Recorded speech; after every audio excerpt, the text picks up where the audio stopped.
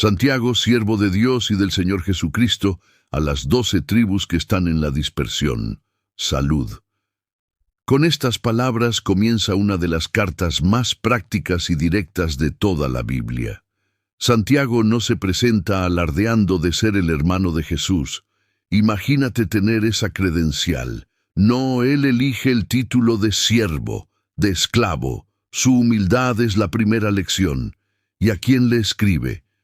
A los creyentes judíos, esparcidos por todo el imperio romano, gente que había perdido su hogar, su tierra, pero no su fe. Y desde esa posición de servicio les lanza un desafío que resuena hasta hoy. Hermanos míos, tened por sumo gozo cuando os halléis en diversas pruebas. Espera, ¿cómo? ¿Alegría en medio de los problemas? Esto suena completamente al revés de lo que el mundo nos dice. Santiago no está diciendo que disfrutemos el sufrimiento, sino que entendamos su propósito. Nos pide que cambiemos nuestra perspectiva, que veamos las pruebas no como un castigo, sino como una oportunidad de oro para crecer. Es un gozo que no depende de las circunstancias, sino de la confianza en que Dios está obrando algo grande en nosotros, incluso cuando no lo entendemos. ¿Y qué es eso tan grande que Dios está haciendo? Santiago lo explica, sabiendo que la prueba de vuestra fe produce paciencia. Piensa en un músculo. ¿Cómo se fortalece? No en el descanso, sino bajo tensión, con resistencia. De la misma manera, nuestra fe no se fortalece en la comodidad de un día soleado, sino en medio de la tormenta. La prueba no viene para destruirnos, sino para purificar nuestra fe, para quemar las impurezas y dejar el oro puro. Cada desafío superado, cada lágrima entregada a Dios, está forjando en nosotros una resistencia espiritual que no podríamos obtener de ninguna otra manera. Mas tenga la paciencia su obra completa, para que seáis perfectos y cabales, sin que os falte cosa alguna. Aquí, paciencia no significa simplemente esperar pasivamente a que pase la tormenta. Es una palabra griega que implica resistencia activa, perseverancia, madurez. Es el carácter de alguien que no se rinde. Dios usa las pruebas como un escultor usa el cincel. Cada golpe, aunque duela, está diseñado para quitar lo que sobra y dar forma a la obra maestra que Él tiene en mente. Un creyente maduro, completo, íntegro, que refleja el carácter de Cristo. El objetivo final de Dios no es nuestra comodidad, es nuestra transformación. Y claro, en medio de esa presión, es normal sentirse confundido, no saber qué hacer o cómo reaccionar. Por eso Santiago, muy sabiamente añade, «Y si alguno de vosotros tiene falta de sabiduría, pídala a Dios». ¡Qué promesa tan increíble! No se trata de inteligencia humana, de tener un coeficiente intelectual alto. Se trata de la sabiduría divina, de saber cómo vivir, cómo actuar correctamente en medio de la prueba. Y lo mejor de todo es cómo la da Dios, a todos abundantemente y sin reproche. No te dice, ¿otra vez tú pidiendo ayuda? O, ¿deberías saber esto ya? No, Él la da con generosidad, con los brazos abiertos, a cualquiera que se la pida con un corazón sincero. Pero hay una condición, un requisito clave. Pero pida con fe, no dudando nada. La fe es el canal por el cual recibimos lo que Dios nos ofrece. Santiago usa una imagen muy poderosa, porque el que duda es semejante a la onda del mar, que es arrastrada por el viento y echada de una parte a otra. Imagina una ola, sin dirección propia, a merced de cualquier ráfaga de viento. Así es una persona que ora, pero en su corazón duda si Dios realmente responderá. Es una inestabilidad que sabotea la propia oración. La duda constante es como poner una barrera entre nosotros y la bendición de Dios. Por eso la conclusión es tan tajante. No piense, pues, quien tal haga, que recibirá cosa alguna del Señor. La duda no es un simple pensamiento, afecta nuestra relación entera con Dios. Es una forma de incredulidad que, en esencia, le dice a Dios, No confío en que puedas o quieras ayudarme. ¿Cómo podemos esperar recibir algo de aquel en quien no confiamos? No es que Dios se niegue por capricho, es que la duda cierra la puerta que la fe abre. Santiago profundiza en esta idea. El hombre de doble ánimo es inconstante en todos sus caminos.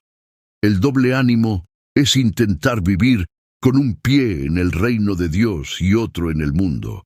Es querer la bendición de Dios, pero sin soltar los valores del mundo. Es una lealtad dividida. Esta dualidad crea una vida espiritual y emocional inestable, como un barco con dos capitanes que quieren ir en direcciones opuestas. No se puede servir a dos señores. O confiamos plenamente en Dios, o nuestra vida será un caos de inconsistencia. Luego, Santiago aplica esta verdad a dos grupos opuestos, los pobres y los ricos. El hermano que es de humilde condición, gloríese en su exaltación. El creyente que no tiene riquezas ni estatus en este mundo debe alegrarse, porque su verdadera identidad y valor no están en lo que posee, sino en quién es en Cristo. Su posición es de exaltación espiritual, es un hijo del Rey, con una herencia eterna que nadie le puede quitar. Su gloria no es terrenal, sino celestial. Pero al rico le dice, mas el que es rico en su humillación, porque él pasará como la flor de la hierba. El creyente rico, por otro lado, debe encontrar su gloria en la humildad. Debe recordar constantemente que su dinero, su influencia y sus posesiones son temporales, frágiles. No debe poner su confianza en ellas, porque son tan efímeras como una flor silvestre. Su verdadera seguridad, al igual que la del pobre, debe estar únicamente en Dios. Para que no quede duda, usa una imagen del campo, porque cuando sale el sol con calor abrasador, la hierba se seca, su flor se cae y perece su hermosa apariencia. Así también se marchitará el rico en todas sus empresas. La vida es corta, ni todo el dinero del mundo puede comprar un segundo más de vida ni detener el paso del tiempo. La riqueza terrenal se desvanece. Ante la muerte y la eternidad, todos somos iguales. Por eso, la verdadera sabiduría no está en acumular tesoros en la tierra, sino en vivir con una perspectiva eterna. Y por perseverar en esta perspectiva hay una recompensa. Bienaventurado el varón que soporta la tentación, porque cuando haya resistido la prueba, recibirá la corona de vida que Dios ha prometido a los que le aman. Bienaventurado significa feliz, dichoso. Hay una felicidad profunda en resistir, en mantenerse firme. La prueba no es el final del camino, es el entrenamiento para la gloria. Y al final, para aquellos que aman a Dios y perseveran por ese amor, les espera la corona de vida, un símbolo de victoria y vida eterna. Ahora Santiago aborda una excusa muy común, echarle la culpa a Dios. Cuando alguno es tentado, no diga que es tentado de parte de Dios, porque Dios no puede ser tentado por el mal, ni Él tienta a nadie. Aquí hay una distinción clave. Dios prueba nuestra fe para fortalecernos, pero nunca nos tienta para que pequemos. La tentación al mal es contraria a su naturaleza santa.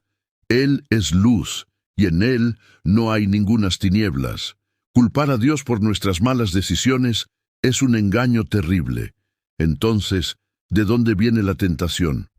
Santiago lo aclara, sino que cada uno es tentado cuando de su propia concupiscencia es atraído y seducido. El problema no está afuera, empieza adentro. La concupiscencia es ese deseo desordenado, ese anhelo egoísta que todos tenemos en nuestro corazón. La tentación externa solo funciona porque encuentra un eco, un deseo interno con el cual conectar.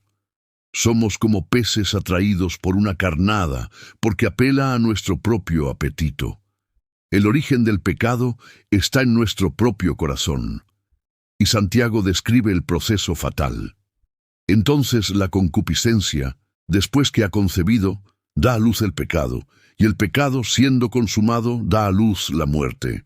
Es una progresión trágica. Comienza con un deseo interno. Si lo alimentamos y consentimos, concibe, se convierte en una acción pecaminosa. Y esa acción, una vez completada y convertida en un hábito, lleva inevitablemente a la muerte, no solo física, sino espiritual, separación de Dios. Lo que empieza como un pensamiento inofensivo puede terminar destruyendo nuestra vida. Por eso la advertencia es urgente. Amados hermanos míos, no erréis. No se dejen engañar por estas mentiras. Y para contrarrestar la mentira de que Dios podría enviar algo malo, Santiago nos recuerda la verdadera naturaleza de Dios. Toda buena dádiva y todo don perfecto desciende de lo alto, del Padre de las luces, en el cual no hay mudanza ni sombra de variación. Dios es la fuente de todo lo bueno. A diferencia del sol que crea sombras y cambia de posición, Dios es constante, inmutable, perfectamente bueno y confiable. De Él solo puede venir lo bueno, lo perfecto, lo que da vida. Y la prueba máxima de su bondad es nuestra salvación. Él, de su voluntad, nos hizo nacer por la palabra de verdad, para que seamos primicias de sus criaturas. No fue por obligación ni por nuestros méritos, fue por su propia y soberana voluntad que nos dio un nuevo nacimiento espiritual a través del Evangelio, la palabra de verdad. Y nos ha hecho primicias, los primeros frutos de una nueva creación, una señal y promesa de la restauración completa que Dios hará un día. Sabiendo todo esto, ¿cómo deberíamos vivir? La respuesta es práctica. Por esto, mis amados hermanos, todo hombre sea pronto para oír, tardo para hablar, tardo para airarse. Un corazón transformado por Dios se vuelve un buen oyente, primero de Dios y su palabra, y luego de los demás. Piensa antes de hablar, y controla su enojo. La prisa para hablar y la facilidad para enojarse son señales de un corazón que todavía se gobierna a sí mismo, en lugar de ser gobernado por Dios. Porque la ira del hombre no obra la justicia de Dios. Nuestro enojo, incluso cuando creemos que tenemos razón, casi nunca produce los resultados santos que Dios desea. La ira humana es egoísta, orgullosa, destructiva. No puede construir el reino de Dios. Por eso debemos desconfiar de nuestra propia ira y someterla al control del Espíritu Santo. Entonces, el camino a seguir es claro, por lo cual, desechando toda inmundicia y abundancia de malicia, recibid con mansedumbre la palabra implantada, la cual puede salvar vuestras almas. Para que la palabra de Dios eche raíces y dé fruto en nosotros, primero debemos limpiar el terreno de nuestro corazón. Hay que desechar la basura, el pecado, la maldad, y luego con mansedumbre, con un espíritu humilde y enseñable, recibir la palabra. Esa palabra tiene el poder no solo de instruirnos, sino de salvarnos, de transformar nuestra vida desde adentro hacia afuera. Pero aquí viene la advertencia más famosa de Santiago: sed hacedores de la palabra, y no tan solamente oidores, engañándoos a vosotros mismos. El mayor peligro para un creyente no es no escuchar la Biblia, sino escucharla y no hacer nada al respecto. Eso es autoengaño. Es pensar que por acumular conocimiento bíblico ya somos espirituales, cuando la verdadera espiritualidad se demuestra en la obediencia. La ilustración que usa es brillante, porque si alguno es oidor de la palabra, pero no hacedor de ella, éste es semejante al hombre que considera en un espejo su rostro natural. La palabra de Dios es como un espejo. Nos muestra cómo somos realmente, con nuestras manchas, nuestros defectos, nuestro pecado. Nos da un diagnóstico preciso de nuestra condición espiritual. Pero, ¿qué hace el oidor olvidadizo? Porque él se mira a sí mismo y se va, y luego olvida cómo era. se ve en el espejo, ve la mancha en su cara, pero se da la vuelta y sigue con su día como si nada. No hace nada para limpiarse. De la misma manera, el que oye la palabra se siente confrontado por un momento, pero luego no aplica ningún cambio a su vida y olvida rápidamente lo que Dios le mostró. En cambio, mira al verdadero discípulo, mas el que mira atentamente en la perfecta ley, la de la libertad, y persevera en ella, no siendo oidor olvidadizo, sino hacedor de la obra, éste será bienaventurado en lo que hace. Esta persona no solo mira de reojo, mira atentamente, estudia, medita y persevera en la palabra, y lo más importante, es un hacedor. ¿Y cuál es el resultado? La bendición de Dios no está en el oír, sino en el hacer. Y llama a la palabra la ley de la libertad, porque la verdadera libertad no es hacer lo que queramos, sino tener el poder de hacer lo que debemos, lo que agrada a Dios. Finalmente, Santiago nos da dos ejemplos prácticos de cómo se ve esta religión hacedora. Primero, el control de la lengua. Si alguno se cree religioso entre vosotros y no refrena su lengua, sino que engaña su corazón, la religión del tal es vana. Puedes ir a la iglesia todos los domingos, leer tu Biblia y orar, pero si tu lengua es un arma de chisme, crítica o palabras hirientes, tu fe es superficial, vacía. Hermanos míos, no tengáis la fe de nuestro glorioso Señor Jesucristo con favoritismos. Esta advertencia es clara. La fe en Cristo, el Señor de gloria, no puede coexistir con el favoritismo social. Mostrar preferencia por los ricos o poderosos va en contra de la esencia misma del Evangelio, que proclama igualdad ante la gracia de Dios. En Cristo no hay distinción de clases. Imagina esta escena.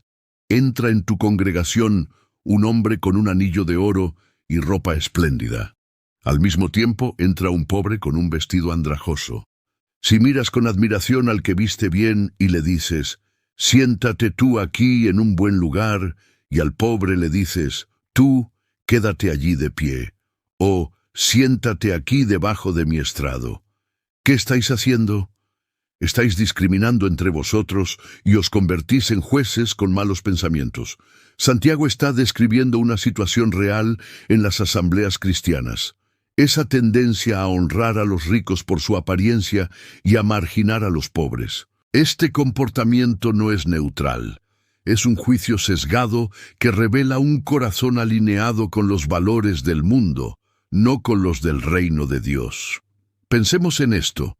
¿Acaso no eligió Dios a los pobres de este mundo para que sean ricos en fe y herederos del reino que prometió a los que le aman? Aquí se revela la lógica invertida del reino. Dios, en su soberanía, a menudo escoge a los despreciados por el mundo para hacerlos ricos en fe y herederos de su promesa. Esto no significa que los ricos no puedan ser salvos, sino que la pobreza material no es un obstáculo para la riqueza espiritual, y la riqueza terrenal no garantiza el favor divino. Pero vosotros habéis deshonrado al pobre, y no son los ricos quienes os oprimen y os arrastran a los tribunales. ¿No blasfeman ellos el buen nombre que fue invocado sobre vosotros? Santiago nos confronta con una ironía trágica. Los mismos ricos, a quienes se honra en la iglesia, son los que oprimen a los creyentes legalmente, los explotan económicamente y blasfeman contra el nombre de Cristo. Al favorecerlos, la iglesia se alía con sus enemigos y traiciona su lealtad al Señor. Si en verdad cumplís la ley real conforme a la Escritura, amarás a tu prójimo como a ti mismo. Hacéis bien. Esta es la ley real, el mandamiento central del Antiguo Testamento, ratificado por Jesús. Cumplirlo significa tratar a todos con el mismo amor, dignidad y respeto que deseamos para nosotros mismos, sin distinción de estatus. Pero si hacéis acepción de personas, cometéis pecado y sois declarados transgresores por la ley. El favoritismo no es una debilidad menor, es un pecado grave porque viola la ley del amor. Quien quebranta un mandamiento esencial de la ley se convierte en transgresor de toda ella, porque revela una falta de amor, que es la esencia de la voluntad de Dios. Porque el que dijo no adulterarás, también dijo no matarás. Si no adulteras pero matas, ya te has hecho transgresor de la ley. Santiago usa un ejemplo claro. La ley moral es una unidad, no se puede obedecer selectivamente. Quien quebranta un aspecto clave, como el amor al prójimo, demuestra que no vive bajo la autoridad de Dios, sino que sigue sus propios criterios. Habláis y juzgáis con soberbia, y todo eso es malo. ¿Quién eres tú para juzgar a otro? La soberbia se manifiesta al asumir el papel de juez que le pertenece solo a Dios. Al asignar valor a las personas según su riqueza o apariencia, usurpamos la autoridad divina, que es la única que conoce el corazón y no mira lo externo. Así que hablad y haced como los que han de ser juzgados por la ley de la libertad.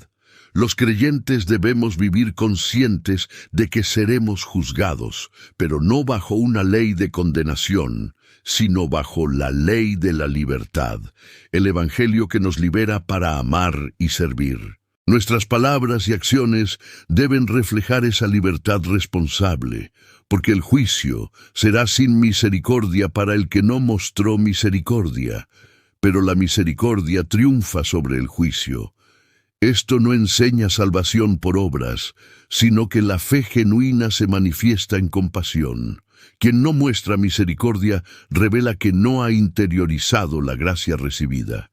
En cambio, la misericordia, que es fruto de la fe, prevalece porque refleja el carácter de Dios y asegura la aprobación en el juicio final. Ahora, ¿de qué aprovecha, hermanos míos, si alguno dice que tiene fe, pero no tiene obras? ¿Acaso esa fe puede salvarle? Santiago nos lanza una pregunta directa para confrontar una fe que es solo de palabras. Una fe que no se expresa en acciones es inútil, no puede salvar, porque la salvación verdadera transforma la vida y produce frutos visibles. Imagina que un hermano o una hermana están desnudos y necesitan el alimento de cada día. Y alguno de vosotros les dice, id en paz, calentaos y saciaos, pero no les dais las cosas que son necesarias para el cuerpo. ¿De qué aprovecha? Esta ilustración es contundente. Las palabras sin acción son hipocresía religiosa. Decir ve en paz sin proveer lo necesario es una farsa que no refleja el amor práctico del Evangelio. Así también la fe, si no tiene obras, está muerta en sí misma. La fe verdadera está viva, y como todo lo que tiene vida, se manifiesta en movimiento, en servicio, en entrega. Una fe sin obras no está enferma, está muerta. Carece de la esencia misma de la fe que salva, pero alguno dirá, tú tienes fe y yo tengo obras. Santiago responde a esta objeción, muéstrame tu fe sin tus obras, y yo te mostraré mi fe por mis obras. Es imposible, nadie puede demostrar su fe sin obras, porque la fe es invisible. Solo las obras la hacen visible. La verdadera fe siempre se expresa en la vida práctica. Sin ellas, la afirmación de tener fe está vacía. Tú crees que Dios es uno, bien haces, pero también los demonios creen y tiemblan. Creer en la existencia de Dios no es suficiente para la salvación.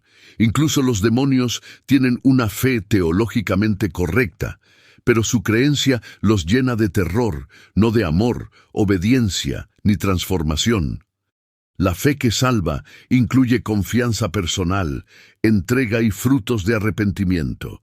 ¿Quieres estar seguro, oh hombre vano, de que la fe sin obras es inútil?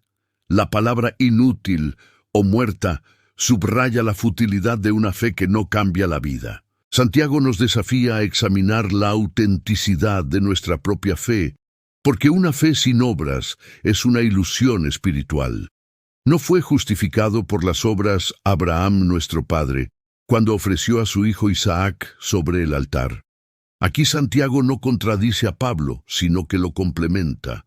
Pablo enseña que la justificación ante Dios es por fe sola, mientras que Santiago enseña que la justificación ante los hombres se evidencia por las obras. Abraham fue declarado justo por fe en Génesis 15, pero esa fe se manifestó como genuina 40 años después en el monte Moriah, cuando estuvo dispuesto a obedecer a Dios hasta el extremo. ¿No ves que la fe actuaba juntamente con sus obras y que la fe se perfeccionó por las obras? La fe no es anulada por las obras, sino perfeccionada, llevada a su plenitud visible, a través de ellas. Las obras no añaden mérito ante Dios, sino que revelan ante los hombres que la fe es auténtica y viva. Y se cumplió la escritura que dice: Abraham creyó a Dios, y le fue contado por justicia, y fue llamado amigo de Dios. La fe de Abraham fue contada como justicia, y esa misma fe fue confirmada por su obediencia. Ser amigo de Dios es el resultado de una relación de confianza, fidelidad y comunión. Así que veis que el hombre es justificado por las obras, y no solamente por la fe. Santiago no niega la justificación por fe, sino que insiste en que la fe que justifica siempre produce obras. No solamente por la fe, significa no por una fe que carece de obras. Una fe muerta no salva. Asimismo, Rahab, la ramera, ¿no fue justificada por obras cuando recibió a los mensajeros y los envió por otro camino? Rahab, una mujer pagana y marginada, demostró su fe al arriesgar su vida por los espías israelitas. Su acción no fue para ganar la salvación, sino la evidencia de que ya había creído en el Dios de Israel. Su fe fue visible en su elección de lealtad, y por eso fue incluida en la genealogía de Cristo. Porque como el cuerpo sin espíritu está muerto, así también la fe sin obras está muerta. La analogía final es definitiva. Así como un cuerpo sin aliento es un cadáver, la fe sin obras es una confesión vacía, sin vida espiritual. La fe verdadera respira a través de las obras de amor, servicio, justicia y compasión, porque es viva, activa y fructífera. Hermanos míos, no se precipiten a ser maestros, porque quienes enseñan recibirán un juicio más estricto. Santiago no está desanimando el ministerio de la enseñanza, sino que nos advierte sobre la ligereza con la que a veces se busca una posición de autoridad espiritual. Un maestro que se equivoca puede llevar a muchos por el camino incorrecto, y sus palabras, lejos de edificar, pueden destruir. Por eso Dios juzgará con más rigor a quienes asumen esta responsabilidad, porque su influencia es inmensa y sus errores tienen consecuencias de largo alcance. Y seamos honestos, todos fallamos, y muchas veces, pero la Biblia nos da una clave para medir nuestra madurez espiritual: la lengua. Dice Santiago: si alguno no ofende en palabra, este es varón perfecto, capaz también de refrenar todo el cuerpo. ¡Qué declaración tan poderosa! Nuestra boca es como un termómetro que revela la temperatura de nuestro corazón. Si logras dominar tu lengua, demuestras un nivel de dominio propio que se extiende a cada área de tu vida, porque lo que sale de la boca inevitablemente muestra lo que hay en el interior. Santiago utiliza ejemplos muy gráficos y cotidianos. Piensen en un caballo, un animal grande y fuerte, con una pequeña pieza de metal en su boca, una brida. Podemos dirigir todo su cuerpo. Lo mismo ocurre con un barco enorme en medio del mar. A pesar de los vientos impetuosos, es un pequeño timón el que decide su rumbo, guiado por la mano del piloto. La lección es clara. El poder de la lengua no reside en su tamaño, sino en su increíble capacidad de influencia. Con esa pequeña parte de nuestro cuerpo podemos orientar toda nuestra existencia para bien o para mal. Así como un pequeño freno dirige a un caballo o un pequeño timón a un barco, la lengua, aunque es un miembro pequeño, se jacta de grandes cosas. Y aquí viene la advertencia más seria. Cuán grande bosque enciende un pequeño fuego. Una chispa puede desatar un incendio forestal devastador. De la misma manera, una sola palabra imprudente, un chisme, una calumnia o una crítica destructiva pueden arrasar con relaciones, destruir la reputación de una persona, dividir iglesias enteras y arruinar vidas. El impacto es totalmente desproporcionado a su tamaño. Santiago va más allá y describe la lengua como un fuego, un mundo de maldad. No es una herramienta neutral que a veces usamos mal. Por su propia naturaleza caída, es un sistema concentrado de potencial destructivo. Cuando se descontrola, contamina todo nuestro ser y enciende la rueda de la creación, es decir, afecta el ciclo completo de nuestra vida y la de quienes nos rodean. Y su origen, cuando se usa para el mal, es oscuro, es incendiada por el infierno. Esto significa que las fuerzas espirituales de maldad inspiran las palabras que dividen, acusan y destruyen. Pensemos en esto. El ser humano ha logrado domar a toda clase de animales, desde bestias feroces hasta aves y criaturas del mar. Hemos domesticado lo indomable de la naturaleza. Sin embargo, Santiago afirma que ningún hombre puede domar la lengua. Es un mal que no puede ser refrenado, llena de veneno mortal. ¿Significa esto que no hay esperanza? No. Lo que significa es que con nuestras propias fuerzas es imposible. Necesitamos un poder superior, el poder de Dios, para someterla. Por sí sola, nuestra lengua es como una serpiente venenosa, cuyo veneno destruye la comunión, la confianza y la paz. Aquí llegamos al corazón de la contradicción espiritual. Con la misma boca, bendecimos al Dios y Padre, y con ella maldecimos a los hombres, que están hechos a la semejanza de Dios. ¡Qué incoherencia tan terrible! Alabamos al Creador y un instante después herimos a su creación más preciada, a aquellos que llevan su imagen. Santiago es muy claro. Hermanos míos, esto no debe ser así. Si amamos a un Dios santo, nuestra conducta debe ser coherente. No podemos tratar a Dios con reverencia y a nuestro prójimo con desprecio. Para que no quede duda, Santiago usa más analogías de la naturaleza. ¿Acaso puede una fuente dar agua dulce y amarga al mismo tiempo? Es imposible. ¿Puede una higuera producir aceitunas o una vid dar higos? Claro que no. Cada árbol da fruto según su especie, y cada fuente produce agua según su origen. La lección espiritual es profunda. Lo que sale de nuestra boca revela la verdadera naturaleza de nuestro corazón. Un corazón transformado por la gracia de Dios producirá palabras de vida, de ánimo y de bendición. Una doble fuente es una anomalía en la creación y no debería existir en la vida de un creyente. Entonces, ¿cómo podemos identificar la verdadera sabiduría? Santiago pregunta, ¿quién es sabio y entendido entre vosotros? Y la respuesta no está en la elocuencia o en el conocimiento intelectual. La verdadera sabiduría se demuestra por la buena conducta, en la mansedumbre de la sabiduría. No se trata de lo que dices, sino de cómo vives. La sabiduría bíblica se manifiesta en un carácter humilde, paciente y dispuesto a servir. Es una sabiduría práctica, ética, que se ve en las acciones del día a día.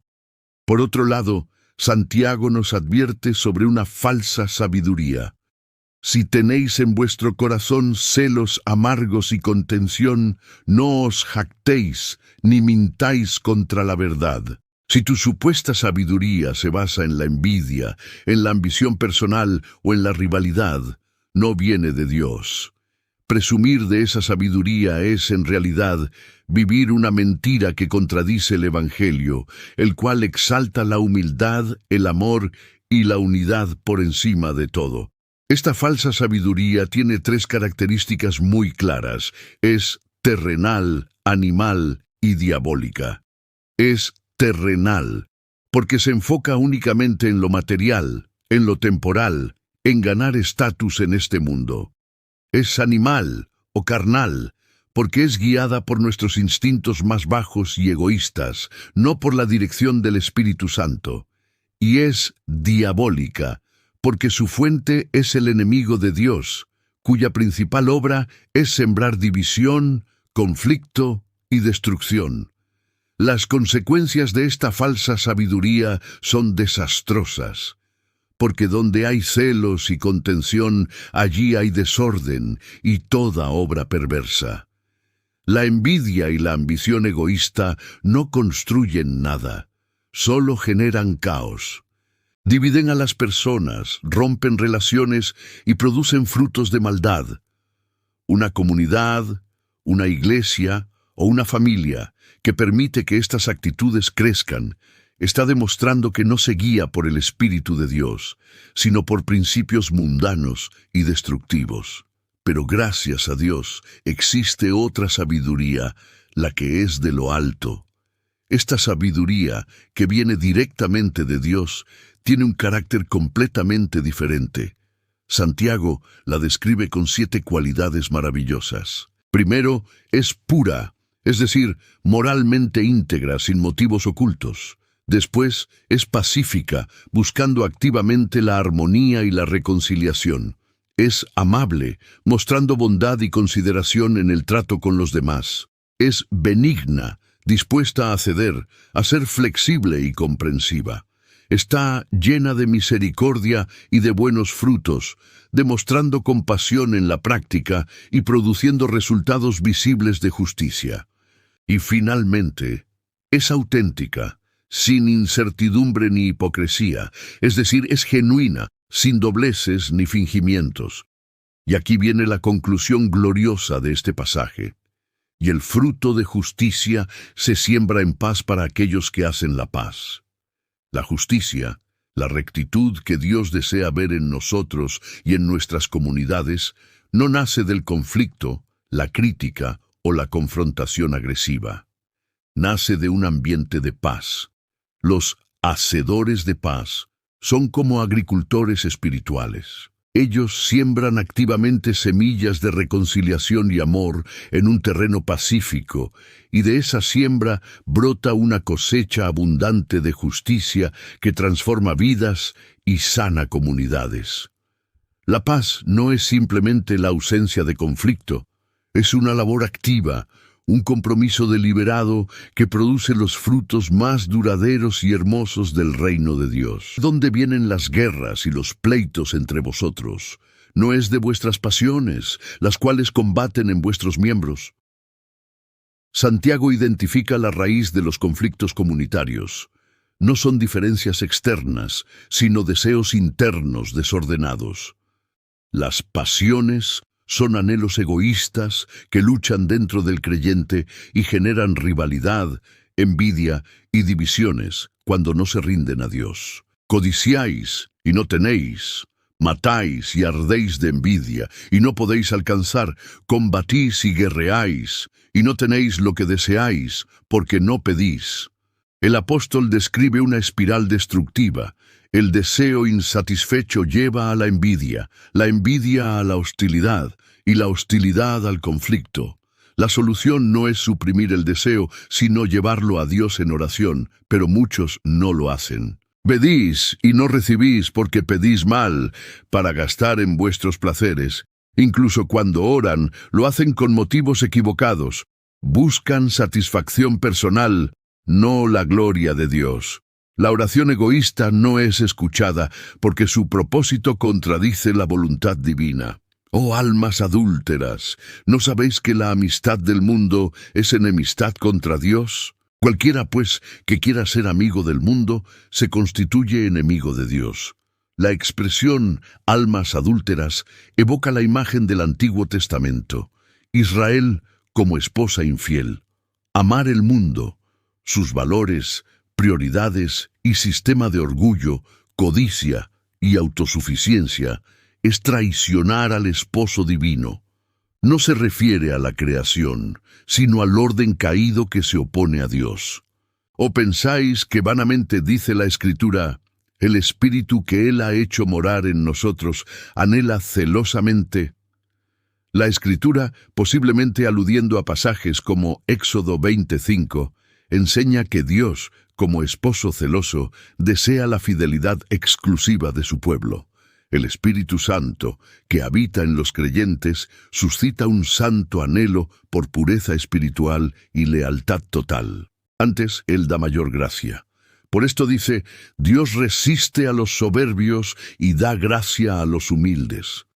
Frente a la infidelidad, Dios no abandona, sino que ofrece mayor gracia. Pero esta gracia solo fluye hacia los humildes, no hacia los orgullosos.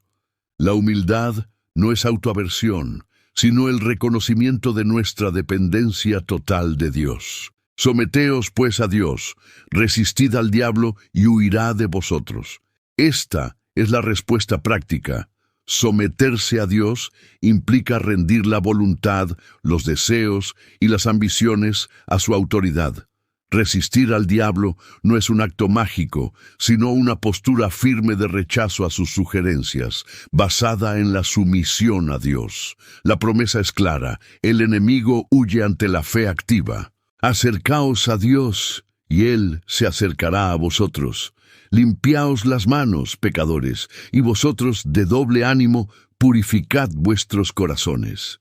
La cercanía con Dios no es automática, sino el resultado de una búsqueda intencional. Los pecadores deben arrepentirse. Limpiar las manos simboliza dejar la acción pecaminosa.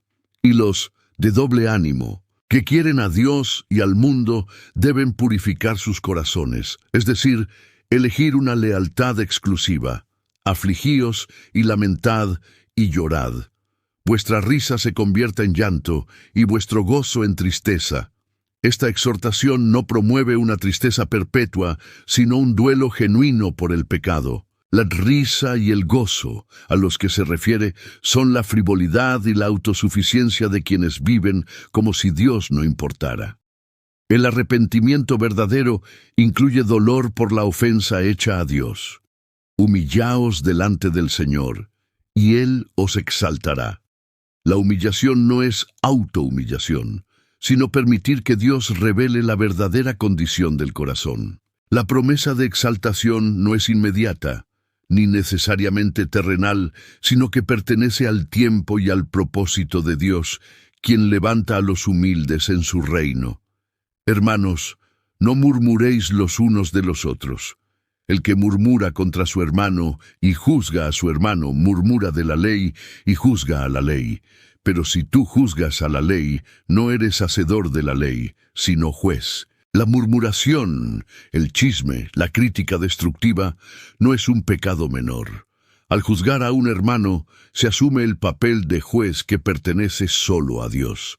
Además, se desprecia la ley del amor que manda no hablar mal del prójimo, actuando como si uno estuviera por encima de esa ley.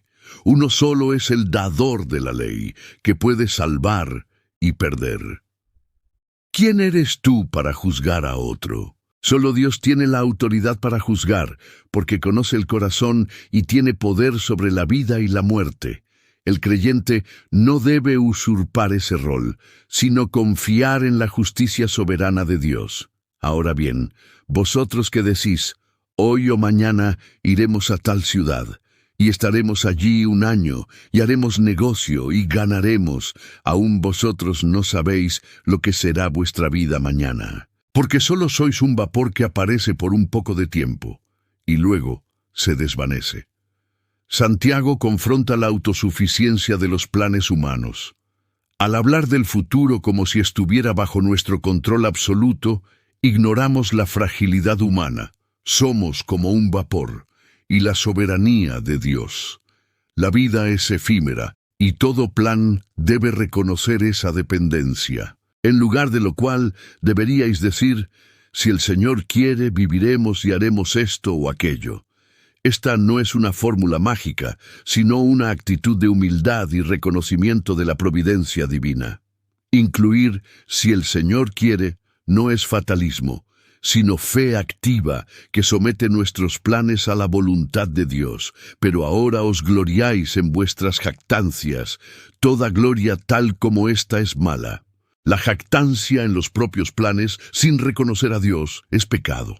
No es el plan en sí lo malo, sino la actitud de autosuficiencia y orgullo que lo acompaña. Así que, el que sabe hacer lo bueno y no lo hace, le es pecado.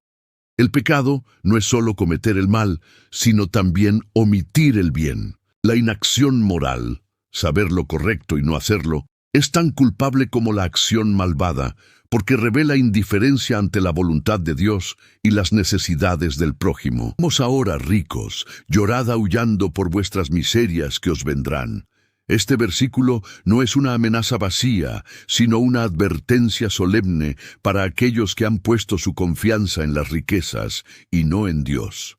Nos dice, de manera directa, que la abundancia material no será un salvavidas en el día del juicio.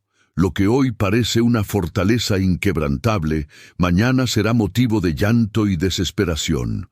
Vuestras riquezas están podridas y vuestras ropas están comidas de polilla. El apóstol Santiago nos pinta un cuadro muy vívido sobre la naturaleza temporal de todo lo que acumulamos en este mundo. Nos muestra la vanidad de amontonar tesoros materiales que, inevitablemente, se deterioran, se corrompen y al final no tienen ningún valor eterno.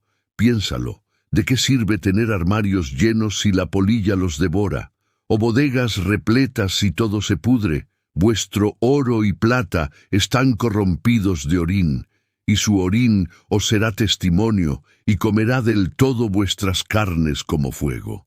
Habéis allegado tesoros para en los postreros días. Aquí el mensaje se vuelve aún más intenso. El mal uso de las riquezas, esa acumulación egoísta, se convierte en una prueba en nuestra contra. En lugar de ser una herramienta para el bien, para ayudar a otros, se transforma en un veneno que nos consume desde dentro. El óxido de esas riquezas no solo las devalúa, sino que se convierte en un testigo silencioso de nuestra avaricia, un fuego que nos condena. He aquí el jornal de los obreros que han segado vuestras tierras, el cual por engaño no les ha sido pagado por vosotros clama, y los clamores de los que habían segado han entrado en los oídos del Señor de los ejércitos. Este es un recordatorio poderoso de que Dios es un Dios de justicia. Él defiende al vulnerable, al trabajador maltratado. Nuestras injusticias, por muy ocultas que creamos que están, no pasan desapercibidas para Él. El juicio divino no se basa solo en nuestras creencias, sino fundamentalmente en cómo tratamos a nuestro prójimo. El clamor de los oprimidos llega directamente al trono de Dios. Habéis vivido en deleites sobre la tierra y sido disolutos. Habéis engordado vuestros corazones como en día de matanza. Esta imagen es impactante. Describe a aquellos que vivieron una vida de placer desmedido, sin pensar en Dios ni en las necesidades de los demás. La frase engordar el corazón es una metáfora del egoísmo, el orgullo y el exceso. Es como si, sin darse cuenta, se estuvieran preparando para su propio sacrificio, para el día del juicio. Habéis condenado y muerto al justo, y él no os resiste. Aquí se describe la terrible realidad de cómo los poderosos a menudo oprimen a los justos, a los inocentes, sin temor a consecuencias terrenales. El justo en su humildad no responde con violencia, no busca venganza, pero que no haya resistencia humana no significa que no haya un defensor divino. Dios ve y toma nota. La justicia final le pertenece a Él. Por tanto, hermanos, tened paciencia hasta la venida del Señor. Mirad cómo el labrador espera el precioso fruto de la tierra, aguardando con paciencia hasta que reciba la lluvia temprana y la tardía. Después de esa fuerte advertencia, el tono cambia. Ahora el llamado es para nosotros los creyentes. ¿Y cuál es el llamado? A la paciencia, a tener la misma paciencia que un agricultor que siembra su semilla y espera con confianza a que el cielo envíe la lluvia en el momento perfecto. Dios cumplirá su palabra a su tiempo. Tened también vosotros paciencia, confirmad vuestros corazones, porque la venida del Señor se acerca. Santiago nos anima a fortalecer nuestro corazón con fe, a no desmayar. Nuestra esperanza como creyentes no está puesta en las cosas de este mundo, que son pasajeras. Nuestra verdadera esperanza, la que nos sostiene, está en el regreso glorioso de Cristo. Esa es la meta que da sentido a nuestra espera. Hermanos, no murmuréis los unos contra los otros, porque no seáis condenados. He aquí, el juez está delante de la puerta. ¡Qué advertencia tan práctica y necesaria! Nos llama a dejar de lado la crítica, la queja y el juicio entre nosotros, los hermanos en la fe. ¿Por qué? Porque el juez supremo, Cristo mismo, está a punto de llegar. Recordar que Él es el único juez verdadero debería transformar por completo la manera en que nos tratamos unos a otros. Hermanos míos, tomad por ejemplo de aflicción y de paciencia a los profetas que hablaron en nombre del Señor. Cuando el camino se ponga difícil, no estamos solos. Tenemos un gran ejemplo en los profetas del Antiguo Testamento. Ellos obedecieron a Dios y proclamaron su mensaje, incluso enfrentando persecución y sufrimiento. Su vida nos enseña una lección vital. Sufrir por la causa de Cristo no es una señal del abandono de Dios, sino a menudo una prueba de nuestra fidelidad. He aquí, tenemos por bienaventurados a los que sufren. Habéis oído de la paciencia de Job, y habéis visto el fin del Señor, que el Señor es muy misericordioso y compasivo. Se nos presenta a Job como el máximo símbolo de perseverancia en medio del dolor. Sufrió pérdidas inimaginables, pero su fe prevaleció. Y lo más importante es el fin del Señor, es decir, el resultado final que Dios orquestó. Dios lo restauró y lo bendijo abundantemente. Su historia nos recuerda que, para los fieles, el sufrimiento nunca es la última palabra. Mas sobre todo, hermanos míos, no juréis, ni por el cielo, ni por la tierra, ni con ningún otro juramento, sino que sea vuestro sí, sí, y vuestro no, no, porque no caigáis en condenación. Este es un llamado radical a la honestidad. Un cristiano no debería necesitar juramentos para que le crean. Nuestra palabra debería ser tan íntegra y confiable que un simple sí o un simple no sea suficiente. Hablar con verdad, sin adornos ni exageraciones, es el estándar que nos protege de caer en falsedad y condenación. ¿Está alguno entre vosotros afligido? Haga oración. ¿Está alguno alegre?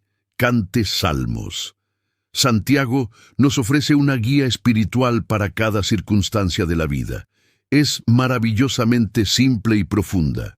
En la aflicción, en el dolor, nuestro primer recurso es la oración. Y en los momentos de alegría y gratitud, nuestra respuesta debe ser la alabanza.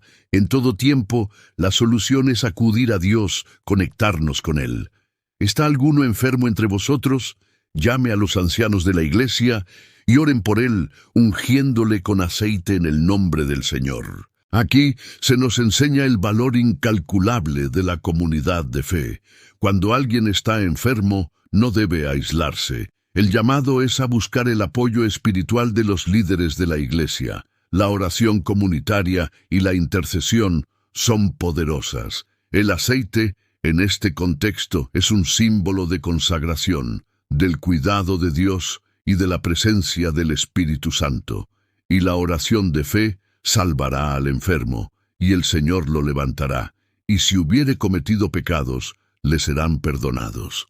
Se nos asegura que la oración hecha con fe genuina tiene un poder inmenso. La sanidad que Dios provee puede ser física, pero también puede ser emocional o espiritual.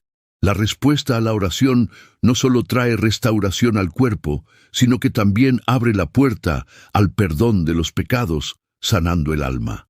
Confesaos vuestras faltas unos a otros, y rogad los unos por los otros, para que seáis sanados. La oración eficaz del justo puede mucho. Este versículo une la sanidad con la confesión y el perdón mutuo. Abrir nuestro corazón en una comunidad de confianza trae sanidad. Y nos da una promesa increíble. La oración de una persona que vive en justicia, en rectitud delante de Dios, tiene un poder extraordinario. Elías era hombre sujeto a pasiones semejantes a las nuestras, y oró con oración que no lloviese, y no llovió sobre la tierra en 3 años y 6 meses. Para que no pensemos que ese poder es solo para superhéroes espirituales, Santiago nos pone el ejemplo de Elías. Él no era un ser divino, era un ser humano como tú y como yo, con debilidades y luchas. Su poder no radicaba en sí mismo, sino en su fe inquebrantable y en una vida de oración constante. Y otra vez oró, y el cielo dio lluvia, y la tierra produjo su fruto. La oración de Elías cambió la realidad física de una nación. ¿Por qué? Porque oraba en sintonía con la voluntad de Dios. Esto nos demuestra que la oración no es solo un ejercicio de desahogo, sino una fuerza que puede cambiar resultados, porque es Dios quien escucha y actúa en respuesta a la fe de sus hijos. Hermanos, si alguno de entre vosotros ha errado de la verdad, y alguno le convirtiere, el capítulo termina con un llamado a la acción lleno de amor. Cuando vemos a un hermano o hermana desviarse del camino de la verdad, nuestra reacción no debe ser la condena o el chisme. Nuestra misión es buscar su restauración, ayudarle a volver. Sepa que el que hiciere convertir al pecador del error de su camino, salvará de muerte un alma y cubrirá multitud de pecados. Esta es una promesa maravillosa. Participar en la restauración espiritual de alguien es una obra de amor profundo con consecuencias eternas. Ayudar a una persona a volver a Dios no solo rescata su vida de la muerte espiritual, sino que también es un acto que, a los ojos de Dios, demuestra un amor que cubre una multitud de faltas. Es el corazón del Evangelio en acción.